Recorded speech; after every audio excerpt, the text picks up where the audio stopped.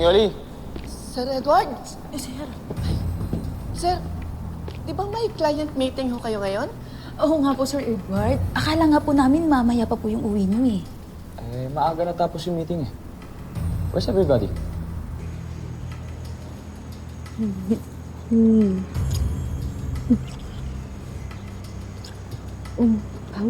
Ang ginagawa mo? Bakit? Nasa loob naman tayo ng bahay ah. Baka may makakita sa atin. Magiging mag-asawa na tayo.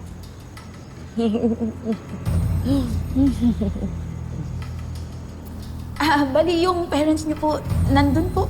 Nandun lang, sir. Sir, magpahinga muna kayo sa kwarto nyo. Mamaya dadalhan kita ng merienda. Sige na. Bakit parang kinakabahan kayo? May problema ba?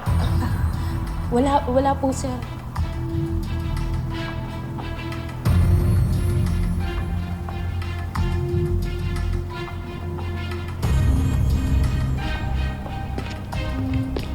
Diyos ko. Gulo na naman to.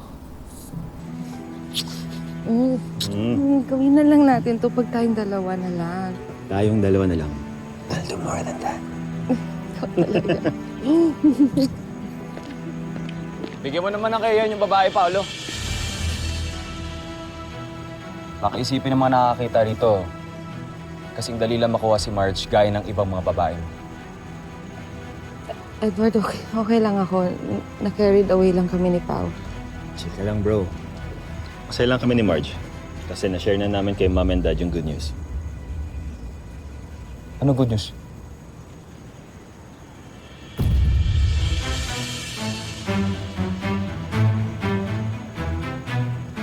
Nakapag-desisyon ka na pala. Edward, I'm sorry. Congrats. Edward! Marge, hayaan mo na lang siya. Hindi, Pao. Nakasakit ako ng tao. Kailangan ko siyang makausap.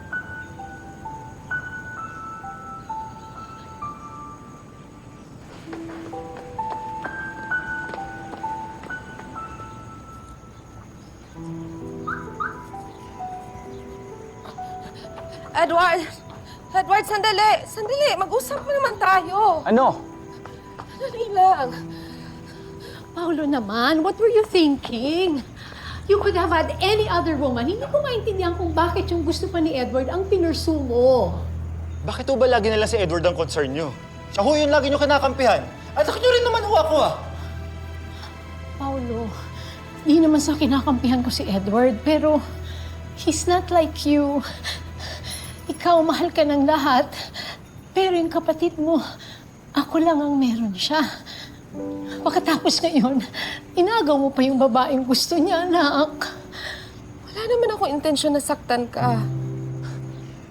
Kung ayaw mo ako masaktan, pwede pa magbago ang isip mo. You still have time to back out.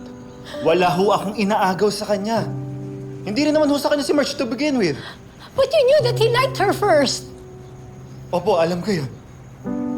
Pero ako ho may ginawa, siya wala. At ako ho yung pinili ni Marge. Winarningan na kita tungkol kay Paolo pero ayaw makinig sa akin.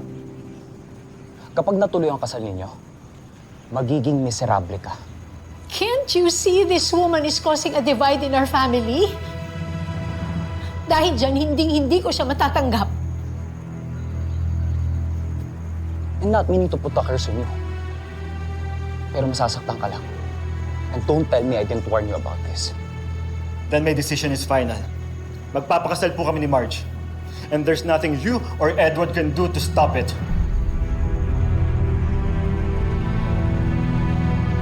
Edward. Edward.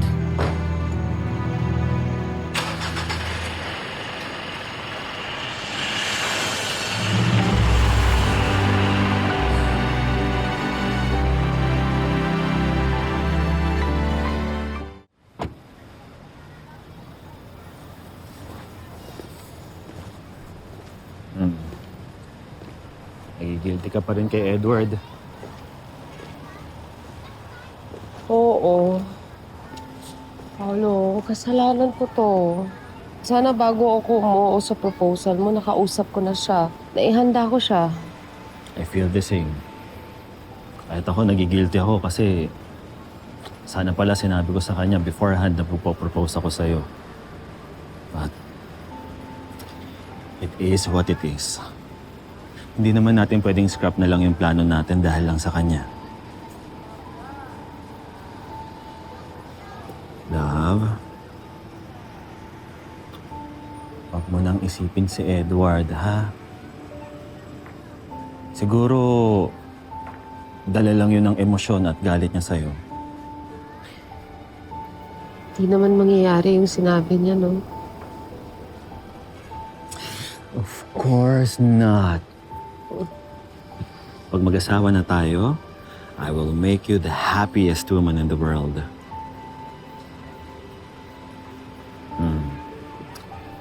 Sige na nga. Pag malamig na yung ulo ni Edward, kakausapin ko siya, ha? Pero sa ngayon, pwede bang wag mo na muna siyang pansinin? Ha? Hindi naman pwedeng maapektuhan niya yung mga pagpaplano natin. At kung talagang mahalaga ka sa kanya, di ba dapat maging masaya na lang siya para sa'yo?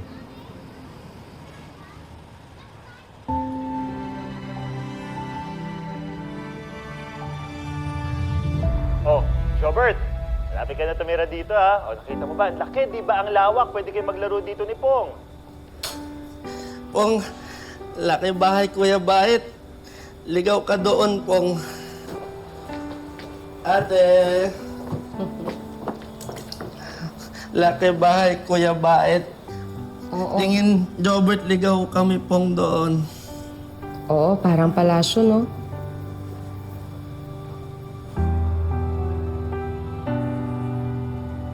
Oh, yan. Sila. Makakasama mo sila dito ha. Ayan, oh. Para mas makita mo sila ng mas malapit. Ayan. Natakot babae sa painting, ate. Oh, nanay yan ni Kuya Bait. Mabait din siya, gaya niya. Hindi siya mukhang bait, ate. O kasya witch na ganda. Jobert, pag kinasal na kami ni Kuya Bait, doon na tayo titira. Bakit? Kasi magiging maganda ang buhay natin. Kaya nga ako magpapakasal kay Kuya Bait.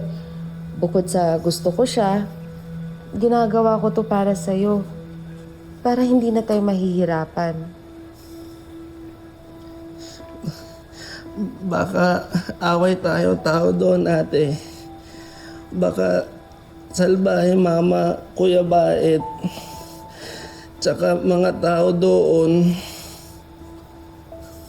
Winarningan na kita tungkol kay Paolo pero ayaw makinig sa akin. You're engaged? That's great! Parang napakabilis naman ata. Hindi natin nabalitaan na naging sila. Kapag natuloy ang kasal ninyo, magiging miserable ka. Ate, wag ikaw alala. Protect ka, Jobert. Kihigog mati ka, ate. Kihigugma din kita.